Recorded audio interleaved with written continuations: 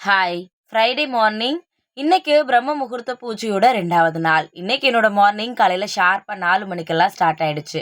இன்னைக்கு என்னால காலையில வீடியோஸ் எடுக்க முடியல. அதனால பழைய வீடியோவ மேட்ச் பண்ணி தான் இன்னைக்கு நான் வாய்ஸ் ஓவர் குடுத்துட்டுருக்கேன். நெறைய பேரோட கேள்வியா இருக்கிறது, "அக்கா உங்களோட வீட்ல இவ்ளோ சாமி சிலையெல்லாம் வச்சிருக்கீங்க. வீட்ல இந்த மாதிரி சிலைங்கலாம் நெறைய வைக்கலாமா? இந்த மாதிரி சாமி சிலையெல்லாம் வைக்கும்போது நெறைய பிரச்சனை வரும்லாம் சொல்றாங்களே அப்படியா?" அப்படின்னு சொல்லி கேட்டிருந்தீங்க.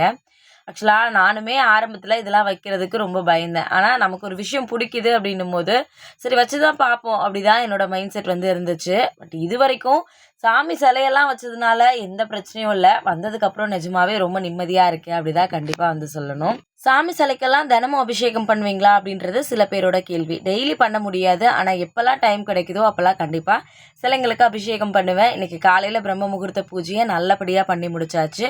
மறுபடியும் நாளைக்கு பார்க்கலாம். Thank you.